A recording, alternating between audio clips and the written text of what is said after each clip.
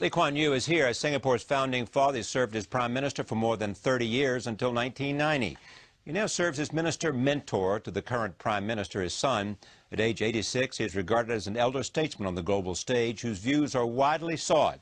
He's in the United States for meetings in New York with people like Henry Kissinger, in Washington with people like the chairman of the Federal Reserve, Ben Bernanke, and the president of the World Bank, Bob Zoellick. He will also receive a Lifetime Achievement Award from the U.S. ASEAN Business Council. I am pleased to have him back at this table to get a worldview that he is highly regarded for understanding the dynamics of the world that we have come from and the world that we are going to. So welcome.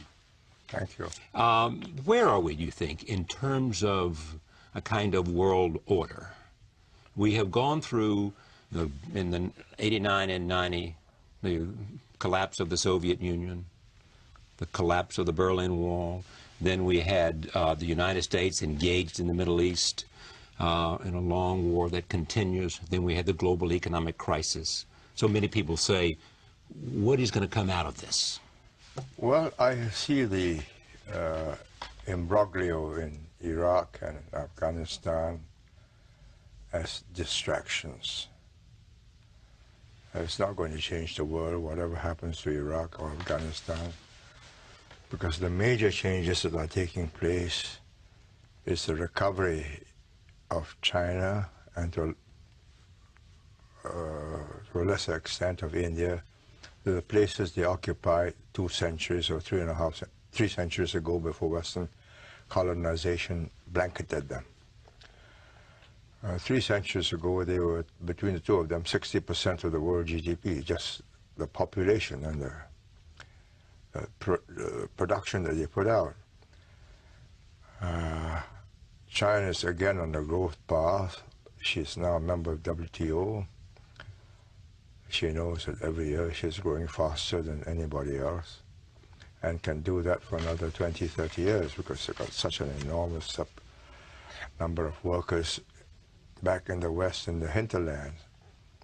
8%, 9%, 10%, no trouble at all. But after that, then they reach a ceiling where the labor is concerned and they got to increase productivity.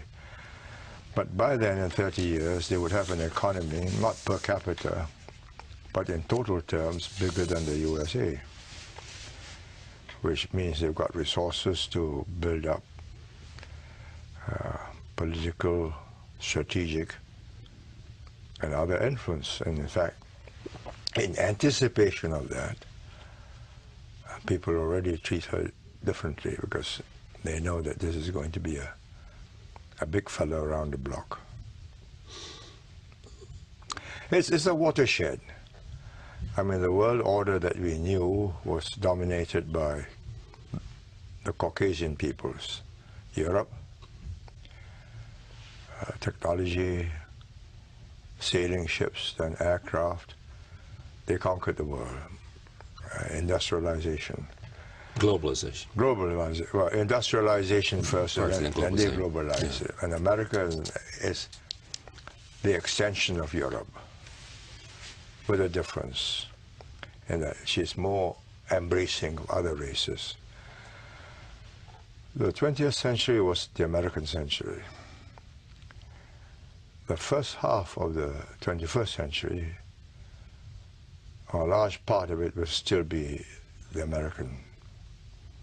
But I believe the second half, you will have to share top places with China and also with India, make space for them too. You have said in a speech I read just today that the relationship between the United States and China, based on what you just said, has become the most important global geopolitical issue of the century. Yes. How they both handle it. From the Chinese side, in a very pragmatic, almost cold-blooded and clinical fashion. On the American side, there's been some vacillation. First, China is an adversary, strategic adversary, then China is a strategic partner, then China is a stakeholder, then China is a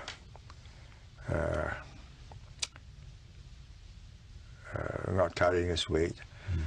But China wants to be, as in the famous words of Bob Zoellick, now the president of the World Bank, and they want to be a stakeholder. As Bob Zoellick coined that phrase. In Singapore, I think. Well, I mean, whatever it was. Wherever it was, you know. And the Chinese were wondering what that meant. No, they didn't know what stakeholder meant. They now know. Yes, they looked up the dictionaries. They didn't get much out of it. They discussed it with friends, and I'm one of the friends. So I said to them, well, that means, although you're not a shareholder in the company, you have an interest in the company, because you sell to the company, and if the company goes bust, you've got no customer. And if you've got no customer, your trade will go down and you have unemployment. So you have an interest in keeping that company going. And they have an interest in keeping you going because you are a good customer. You're a good producer for them. Cheap goods, cheap products, and good quality. Well, there's great hope that they will become more of a consuming economy and we'll become more of a saving economy. You point that out. The Chinese have had 4,000 years or 5,000 years of all kinds of catastrophes. Earthquakes, floods, famine, invasions, where the central government failed entirely. And nobody can help you. You've got to help yourself. Let me tell you this anecdote. I was having my game left shoulder from golf being massaged by a very superior Chinese masseur who attends to their leaders. And they sent him down to try and fix my game shoulder, and he fixed it in 3 weeks.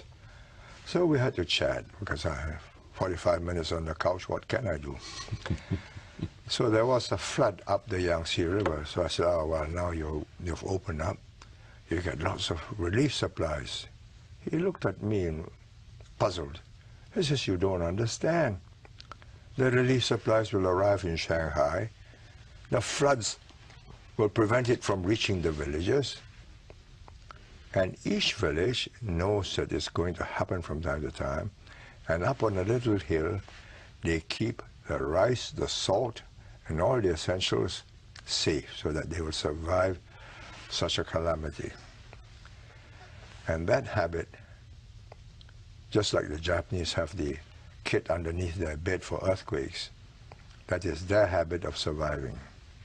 So they stuff the money under the pillow, because banks are not trustworthy, or gold. And that habit is not going to change, that habit of saving. It will take a long time. It will take 1-2 generations of affluence. And it may happen in the cities, and it's not going to happen in the countryside. You say this about America as well. You talk about the Chinese as having patience, and they have persistence, and they have discipline, and they have organization. But you say America has something special that will be part of the inevitable competition. It is its resilience, and more importantly, its creativity. Yes, of course. Look, it's not just American talent that gets you here. There are just 300 million people, and they've got 1,300 million, and very many more able people. But you are attracting all the adventurous minds from all over the world and embracing them, and they become part of your team. Now, I don't see 2 million Indians and 500,000 other peoples, Japanese, Koreans, and others, becoming part of China. I mean, first, the language is so difficult. Yes. Secondly, the culture is not embracive. How do you fit in? What should the United States do as it looks at the inevitable growth of China as a dominant player? What would be a wise foreign policy? I think... Because you have 2 or 3 decades before it reaches its full strength. No, I think... Because you have 2 or 3 decades before it reaches its full strength.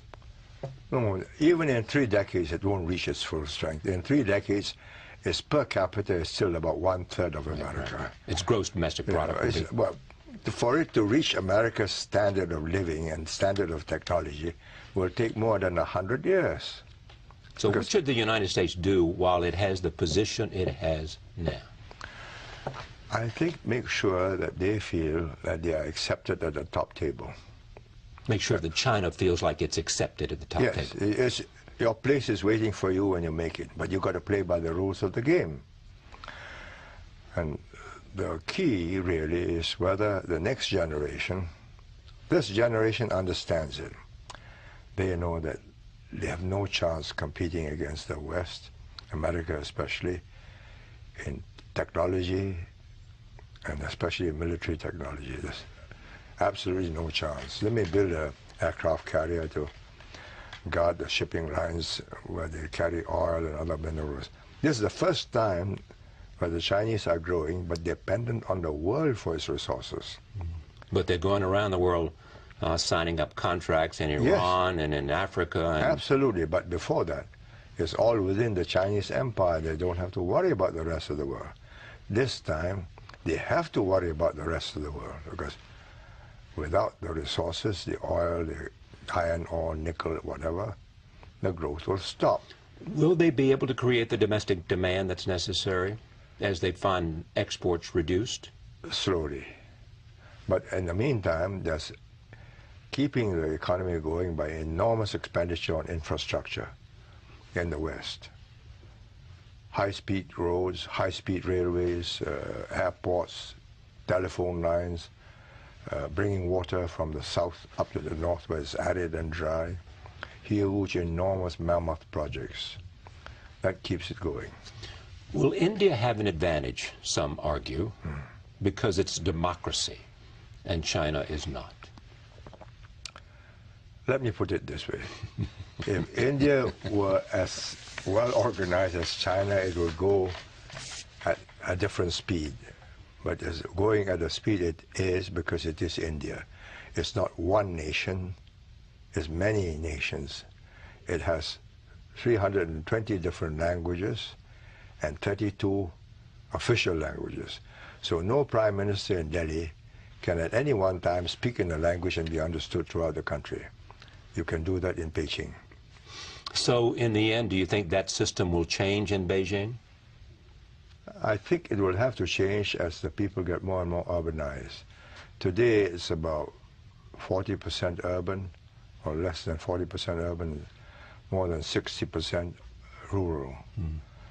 When you reach the tipping point and 60, 70% are urban with mobile phones, PDAs, you can download anything you want, send any messages you want. It's already had its effect. I mean, the Sichuan earthquake, in the old days, nobody would know about it, except seismologists who say, well, such an earthquake took place. Here, immediately, SMS, all the Chinese knew, the world knew, and they had to go public. And the prime minister took a plane full of pressmen and went there and tried to comfort them and assure them that they'll be. So you're saying that communication and technology and the flow of information will have an impact. And the urbanization. If you're in the countryside, that's different. You can be isolated. But when you are together in an urban center, and they are planning 10 urban centers with 40 billion people each. That's their plans, on the greater scheme of things. 40 billion people in 4 mega cities, all with, you can call up a meeting anytime you want. You call a riot anytime you want. So it's a different world. Therefore, you have to pay attention to what people think. And today they're watching the internet very carefully, because they know what the average person in the cities are thinking. Now, what are they afraid of? Where is their fear of? No, it's not afraid. They just do not want to lose control. Well, so they're afraid of control. No, they are afraid that they will lose control of the situation. In the old days, way back in Mao's days, everybody is dependent on the state. The state is the only employer. And everybody has what you call a Hukou. Hukou is a residence permit. And if you lose your job because you're anti the government or you're a crook or whatever, you've had it. There's no other employer. But today, there are multiple employers, all companies. So people have options. Yes, absolutely. And that means the government has lost control over the people. I mean, they can be entrepreneurs, they run their own businesses, shops, whatever it is. But are they moving towards some form, not a Western form, some form of more participation in the political process? They are co-opting all the successful people into the communist system. that's a smart policy. Chiang Zemin calls it the three representatives. So whether you're an artist, whether you're a businessman, whether you're an activist, anybody who's got the extra drive to contribute to a greater China, come and join us. Coming out of the global economic crisis, even though the United States is a dominant country, it is forced to look to build and to engage and build coalitions on a whole range of big issues. And there is never now a guarantee of unanimous support. It's hard to put together, for example, sanctions against Iran. Iran is a special case. Iran got oil and gas. The Chinese desperately need oil and gas. Russia is playing a game with Iran.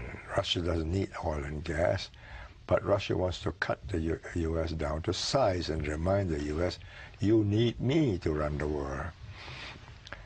With the Chinese, they are doing their calculations. I think in extremis, they must know that if they buck the world, once the Russian says, all right, we agree, I would bet 50-50 that the Chinese will also say we So if the Russians say we'll engage in sanctions, the Chinese will follow?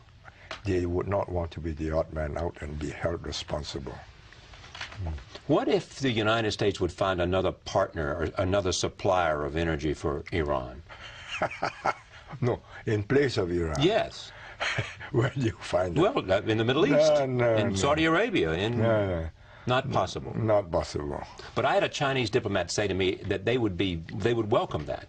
That if in fact they did not have a necessity of needing Iranian oil, they would go along with sanctions because they don't think they need Iranian oil, they need Arabian oil, they need Nigerian oil, they need Angolan oil, they need all the oil they can find anywhere. Yes, of course. To fuel the economic growth at 8%. Absolutely. Tell me about Russia and how you see Russia today. Well, look, I'm doing a little bit of business in Russia. Yes. I'm also a member of the board of the governors of the Skolkovo Business School, invited to join it by Medvedev, who is now the president. So I speak as one who is a semi-Russian colleague. I would say they would do enormously better if they could get their system right. The system's not as functional as it should be, because it has gone haywire. They have lost control over the various provinces. Putin is trying to bring it back to the center, but it's difficult. What do you think of the relationship between Putin and Medvedev?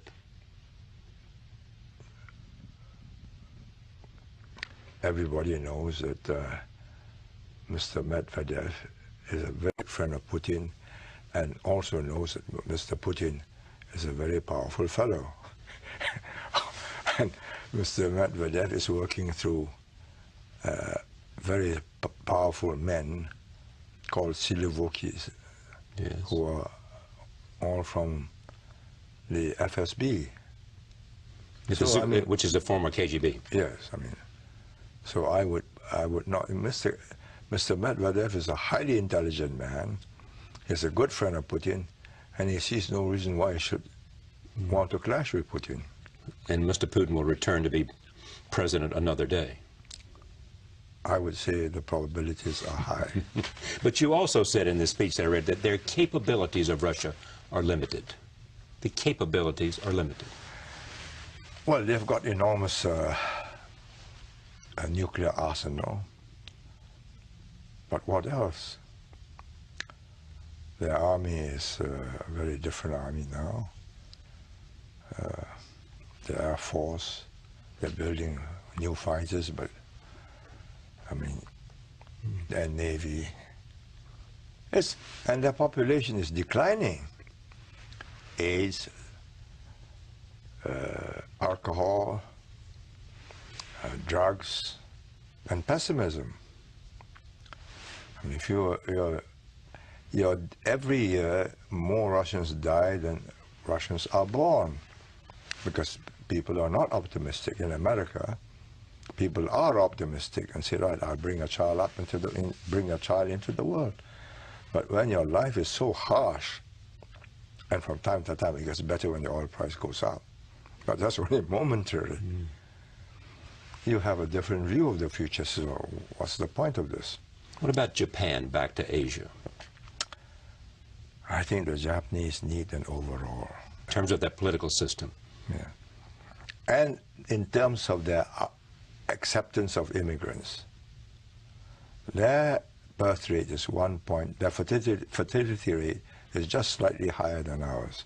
We are 1.29, they're 1.38, and they're shrinking. But we are a small population, so we can make up with any numbers, from young, bright Indians, young, bright Chinese, young, bright Malaysians, and all the people around the world. And some Middle Easterners, we now have Ukrainians serving in our army, our citizens. Because they think Singapore... Ukrainians in Singapore? Yes, of course. Russians too. East Europeans. And Britishers who have married our local girls. And British women who married Singapore men. But Japan does not want immigrants. So they are stuck. Today they have 3.2 working persons to support one adult. In 2055, they'll have 1.2 persons to support one adult. And immigrants has been America's strength. Absolutely. But mind you, immigration of the highly intelligent and highly hardworking, very hardworking people.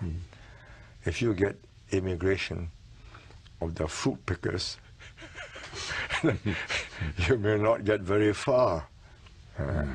I met a Chinese delegation recently who's here in the last couple of weeks, and I said to a very important member of the government, not at the highest level, but very important, what are you doing here? He said, we're trying to get highly educated Chinese. To go back? Yes. Yes, of course. To go back. Yeah. I said, well, what do you say to them? I say to them, you'll have opportunity, and I say to them, the homeland needs you. That's what he said. Yeah, that doesn't sell. What will sell is you can leave anytime you want and allow your children special educational facilities, and all of you can keep your American green card or passports. And that works? Well, I'm not sure whether it'll work, but they'll go back and test the waters. Some. But will you go back and stay? Maybe, because for the older generation, they are emotionally tied up. But will your children stay? No. Their upbringing has been here, and they go back to China and they say, wow, this is a very regimented society. Papa, I'm going back.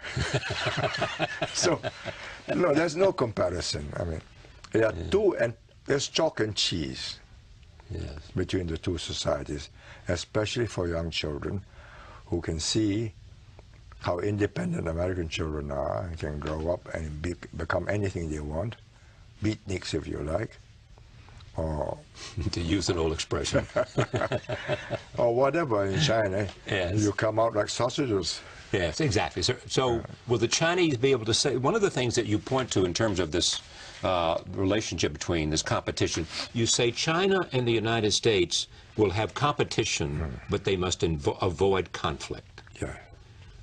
No, I think both sides don't want conflict. They don't want conflict. Yeah. China wants to spend time focusing on its internal development, its economic development. China wants time to grow. To grow. If there's going to be any conflict, let's postpone it for 50 years. But inevitably, at some point, as China grows, it's going to want to be the dominant nation in the world, because it'll have... But it is not going back to Tang China or Han China, where they were the only dominant power in the world. This time they're going back to a world where there are several dominant poles that's as inventive and more creative than them. So we're looking at a multipolar world. Yes, absolutely. And we'll never go back to sort of the kind of thing that we had between the Soviet Union and the United States. No. There'll be the U.S., there'll be China. The Indians are going to be themselves. They're not going to be anybody's lackey. They may not be as big as China in GDP. And you also suggest they've got to develop a manufacturing capacity. Yes, of course. You're going to have...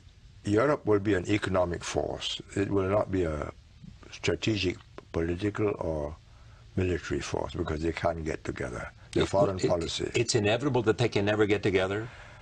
I'm not saying it's inevitable, but if you look at them, there's still 27 different nations. I mean, they won't accept one language, although they all use English as a second language. But you tell them that in Brussels you speak either French or English, or either your own language or English, which is what is actually happening in committees, they absolutely refuse. So how long will that take to disappear? I don't know. I think it may never happen. Take Singapore. Yes. You have said that Singapore has to maintain its relevance. Yes. It has to be a place that people want to invest in. It has to be a place, go ahead. It has to be a place that's useful to the world. Otherwise it wouldn't exist. And that's what you had created since the founding of the modern city-state. Yes. We have made ourselves relevant to the world. And how will you maintain your relevancy? By keeping on changing. You cannot maintain your relevance by just staying put. The world changes. There are shifts in the geopolitics and the economics of the world. We've got to watch it and we've got to ride it. You surf with the... As the surf comes this way, you ride the surf. We are keeping our links with America, with Japan, with Europe. They brought us to where we are. And you're not going to have to choose sides. No other nation will have to choose sides. We absolutely refuse to choose sides. But we will not choose sides between America and China, or between China and India. But I just read today an announcement by your sovereign wealth fund in Singapore of like over, what, $1.3 billion in new investments, none coming to the United States, going to China, to India, to Brazil, and I've forgotten where else. That's just 1.3 billion out of 300 billion is just... But none to the United States, mostly going to what they call the BRIC countries. Yeah, but the United States at the moment is in somewhat of a unstable state. Is the dollar going to decline? What do you Yes, think? it is cheap. But supposing you buy and the deficits grow and Ben Bernanke is unable, your federal chairman is unable to draw enough liquidity out of the market, and you got hyperinflation. Wow, it'll go down and you've lost money. So everybody's hedging. And there's a very small So they're hedging by looking at other places too. Yeah, but where? You tell me. No, tell me where. If it's not the United States, there's nowhere to go right now. We go to partly to the euro. Yeah. We're not going to, very little to Japan, Australia, New Zealand.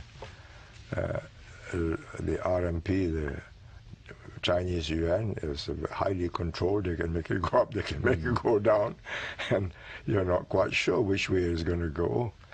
Whereas in the US, you can look at the figures and you can read the federal reports every time they make a decision, and you can make your guess. You also said that China and the United States, they both have to change their mindset. Yes. What did you mean by that? Well, for the Americans, you've got to cease to think in terms of the Chinese as of they are today. Exactly. The Chinese as they are today are people who have been suffering for a very long time, especially under Mao, and who feel that the world is cruel to them. And therefore they're very edgy. The Chinese, they are if you talk to the Chinese leaders now, those over 60, they're all with Russian as their second language. Right. In 20, 25 years' time, you're going to meet a generation who are now in the lower ranks, who have been to America and Britain and Europe, and will be English-speaking and have different models in their minds. And they will know that they are not going to be the sole power in the world. Not ever again, because this is a globalized world. And they know that they are dependent on the world for their growth, the resources that they need. So they're going to be part of the world. Yes.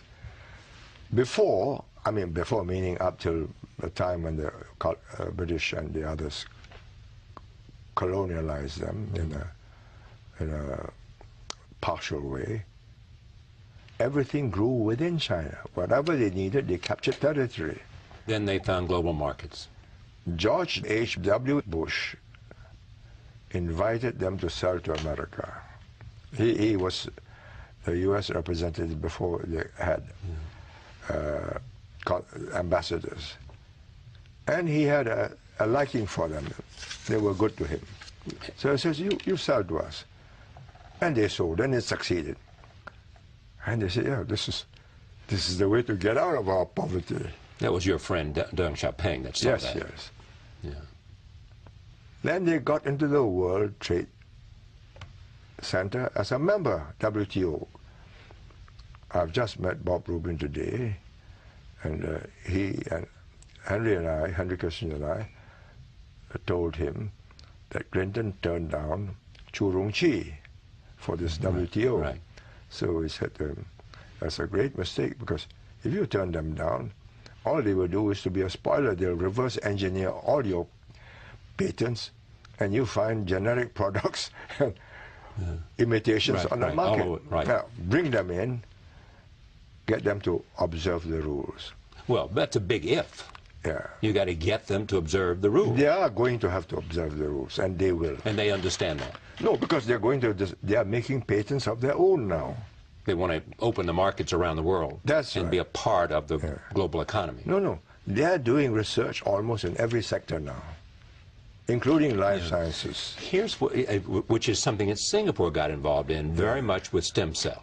Why did you do that? Well, we figured out that with these smart fellows around, and so many of them, whatever we do, they will do in time and better. But there are some areas where they will take a very long time to be able to do what we are doing. And that's to change the system from opacity to transparency, from no protection for copyright to protection for copyright, and rule of law. There are two rules of law in China, one for the ordinary citizen and the other for 76 million members of the Communist Party. And the judges will do what they know what the leaders require to keep the country stable. So would you, look, we've got all the big pharma companies in Singapore. Yes. They're not in China. They will sell their products. Because you have protection, you have rule of law, you have protection of patents. And we're doing joint research with them on the effect of these new drugs on various types, racial types of the population. Can you make an argument that a country who leads in technology and science, it will go a long way in terms of their place in the world? Yes, of course. That's why I think the U.S. will stay a very powerful and considerable inventor and creator of new products. When you look at the U.S. and its relationship and its concern about oil and its politics in the Middle East, you think it's a distraction? You think that it... No, I'm not saying the Middle East is a distraction. I think trying to make a country out of Afghanistan is a distraction. There was no country for the last 30, 40 years. They've just been fighting each other since the last king was chased out. Right. How on earth are you going to put these little bits together? It's not possible. So therefore you do what? I'm not an expert, but in my simple mind, it strikes me that you won in Iraq, you won in Afghanistan, not because you fought the Taliban, but because you got the Northern Alliance to fight them. Exactly. And you provided the Northern Alliance with intelligence and the capabilities to bomb them and target them. And they captured the South. Oh. Yeah, but I mean, they've got governance problems over there, too. Yeah, that's all right, but that's their problem. Why do you want to make it your problem? So what would you do? Would you pull all the troops out and let whatever happens to Afghanistan happens to Afghanistan? It's not that threatening to the United States. Is that the argument? I don't know about that, because I think it cannot be more difficult for the United States and to have your troops stuck there. The Russians are a brutal, ruthless, so a lot of army people. Right. 120,000 of them were there. But they had to leave. Yeah. And we helped that because we supported the Mujahideen. Yeah. The Mujahideen had a lot of support from around the world who wanted to see the Soviet Union take it. Yeah. But whether or not the Soviets helped them to get the Americans out, I think the Americans and the NATO troops, the NATO members are very skeptical of the outcome. Even to the point of not wanting to send their troops in certain kinds of combat areas. Quite right. Yeah. Yes, of course, because you get shot for nothing. But those who argue that if Afghanistan is abandoned, first of all, the world will say, or people will say, look, you left Afghanistan once before after the Soviets had left, and now you're leaving again. The United States has to stand for something, and it has to show that it's prepared to stay. Yeah, no. You don't buy that at all. No. Look. You know, you must have a wonderful conversation with your friend Henry Kissinger then. No. No, stop there, though. Where do you and Henry Kissinger differ on a view of the U.S. role in the world? I don't think there's any difference. Is that right? How would you define it then? I think the U.S. can be a benign stabilizer of the world order. A benign stabilizer? Yes. Without the U.S., East Asia would never have grown. You brought peace and technology, trade and investments, and East Asia flourished. Well, that's clear. It's happened in East Asia. Yeah, you're talking about Singapore and North and South Korea. No, and absolutely. So, and if you're not there, how do we do that in the Middle East? How do we do that when you've got the kind of conflict that's taking place? You can't solve all the problems in the world. Some problems just got to be resolved by the And so what are your priorities? For Singapore? No, for the United States. What should be the priorities? I cannot think. I'm not an American. I do not calculate in American terms. I calculate what Americans are likely to do in relation to what will happen to me. Yeah. Well, that's why they listen to you. That's why you're going to see Mr. Bernanke tomorrow, and that's why you're going to see Larry Summers, and that's why you're going to see all these American officials. They want to know how you assess the way the world is working today. And your central message is you got to engage, you got to make the Chinese feel like they are a worthy part of the world community, and you got to help them join the WTO and all the things they want to do. No, they've already joined. I know they've joined, but you've got to make sure that they're treated fairly. You've got to make sure that they understand membership requires certain obligations. Right. And the obligations start with responsibility. But you also say about the United States, it has to realize that most problems need an American participation in order to be solved. Yes, absolutely. Absolutely. So you and I had a conversation once about a whole range of leaders, and you said to me the man that you most admired of all the people you'd ever met was Deng Xiaoping. Yeah. That's what you told me. Yeah. Deng Xiaoping admired you too because he sent Chinese, 30, 40,000 of them, to Singapore to figure out what you were doing. Am I right? Yes. What was it you were doing that he wanted to see?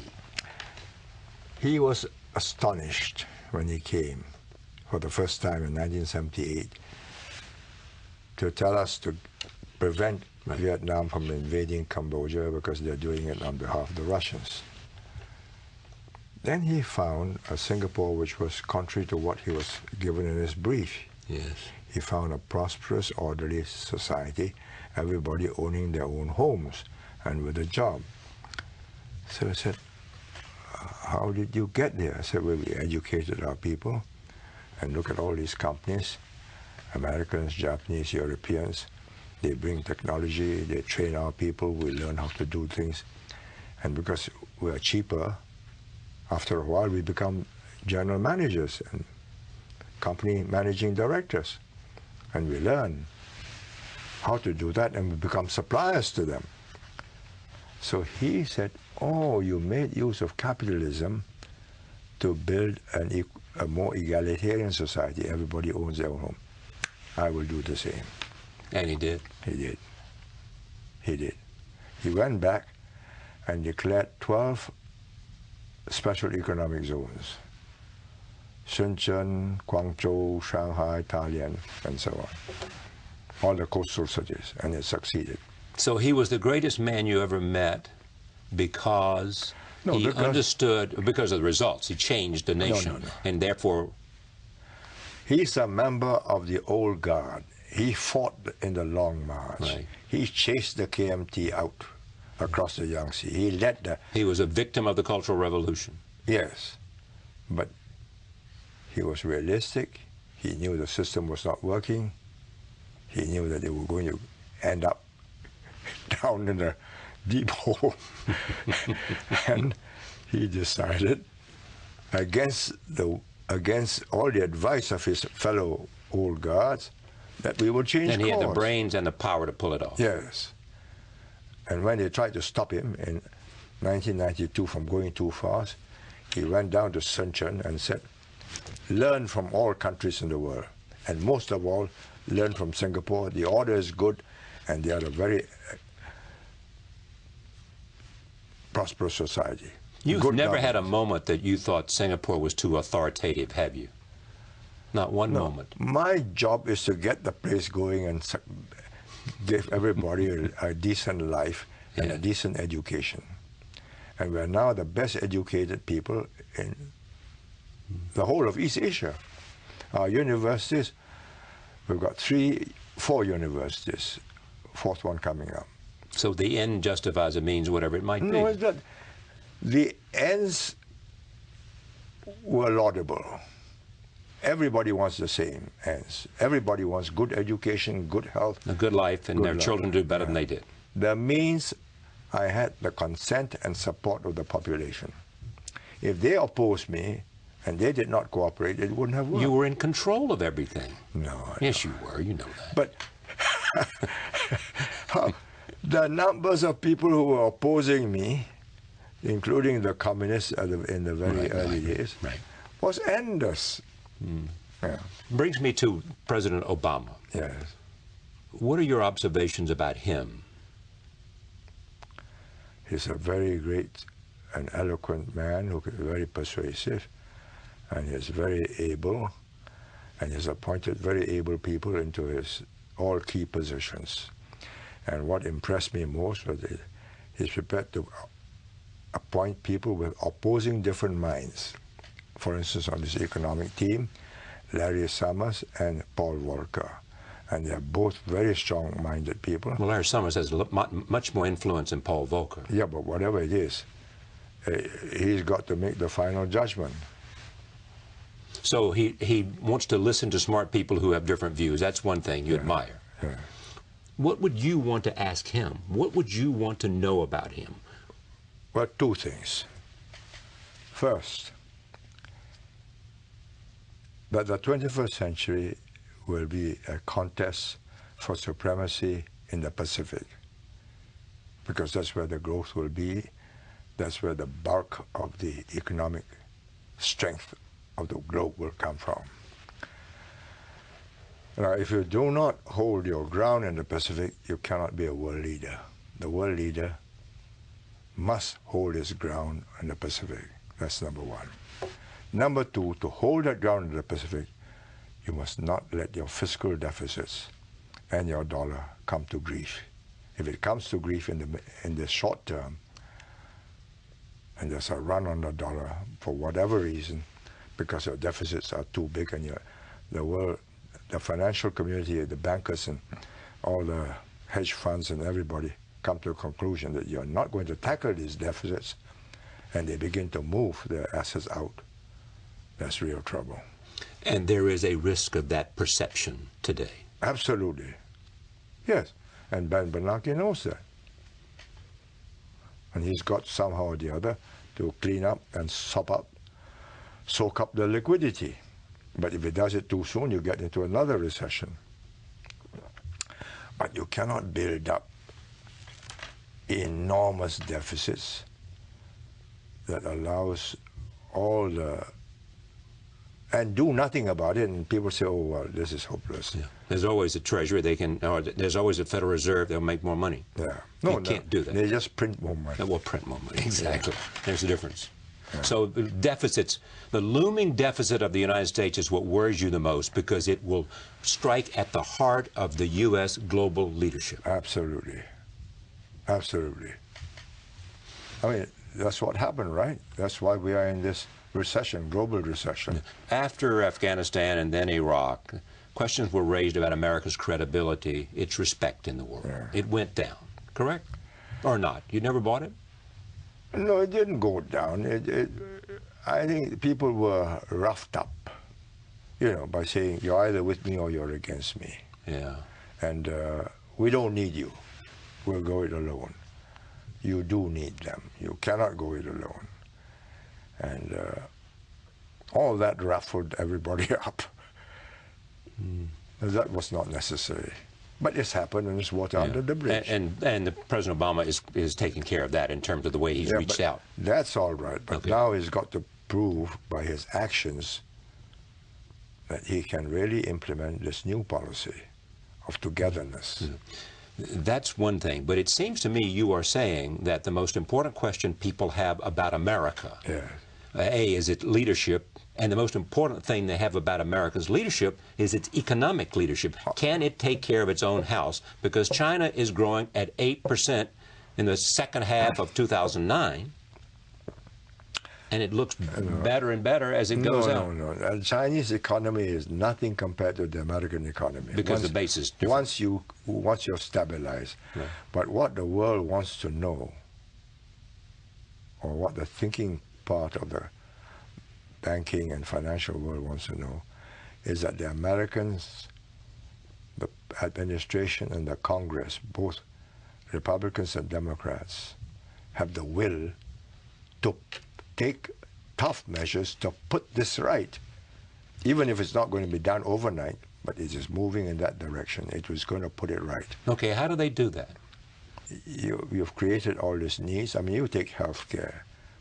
It's not going to be done at the same price, surely. I mean, you're covering 40 million extra people.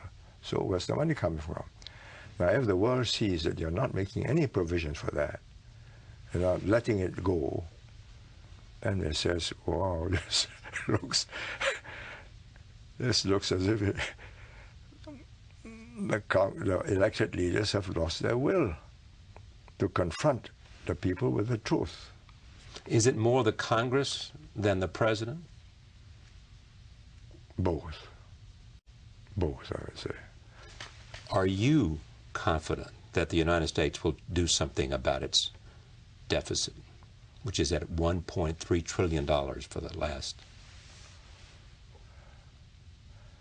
Well, if I'm not confident, and I have no hope of that, I wouldn't be here. Simple as that. Be here meaning? Be in America and wanting to understand what you're doing and what is going to come out of this, of your policies. So I meet people who were in the administration, who are in the administration, to understand the thinking, the feel, and their gut feeling of what's happening. What's the most important change and most significant change in your way of thinking about the world over the last 20 years? That the impossible can happen. I never thought that the Soviet Union would implode so easily. And I never thought that the Chinese would abandon the communist system and move into the free market so readily. It was unthinkable 20 years ago. Both has happened. The world has changed. And it's not clear exactly how it's all going to... No, it is not exactly clear when it will happen. Exactly. But that it will happen now in the long term, 50 to 100 years, yes. And the center of gravity is shifting to Asia. Must be, because the population's there. The talent pool of 1.3 billion people, plus the Japanese, the Koreans, and the Vietnamese and the others, no, it can match Europe and America. But that talent pool was inert, did not have science and technology, did not care about science and technology. But now, everything that you do, Asia is doing. You go into stem cell research, we are going into stem cell research. Tiny Singapore has to go into it in order to get into a field where the Chinese cannot compete with us. And the Chinese are in it in a very big way. They are watching you, and whatever you do, say, oh yes, we will do that. They are far behind, of course, but given time, they're going to catch up. They're enormously curious. They are. Enormously curious. Not just curious. They're enormously ambitious to catch up. For good reasons and for good ends. That you must ask them. But I think the reason is they have a sense of frustration that they were down for so long. Right. Let's make it now. Here's our chance. And the United States has to encourage them? No, you don't have to encourage them. You just got to understand that they don't want to be an honorary member of the West, unlike Russia. They're quite happy to be Chinese and to remain as such. So when you tell them you ought to do this, you ought to do that, they say, yes, thank you. And in the back of their minds, we have lasted 5,000 years, have you? That Beijing Olympics, if you watch it, what was the message? We're back. No, 5,000 years. And don't forget, we invented all these things. And we're going to go ahead in the next 5,000 years. It's the only country where a language has survived 5,000 years. The only country where the present generation shares the same basic thinking as the past. And they're very proud of it. I mean, you read Hu Jintao's speech on the 60th anniversary. I mean, it's all translated on the web. No. What is it? We have 5,000 years of civilization. We are going to get there. And it's a rousing speech. It may take us a long time. You're going to work very hard. We will do it. That's their mood. So you don't have to encourage them. What you got to get them to understand is, with it goes responsibility. Hungry Africans, hungry, sick other people. This is a global problem. You can't just take copper and gold and to hell with it. You got to have a responsibility for the people whose copper and gold you're mining. It goes with the job. And they will have to learn that. I think they're already beginning to learn that, so they're giving something back. It's a pleasure to talk to you again, as always.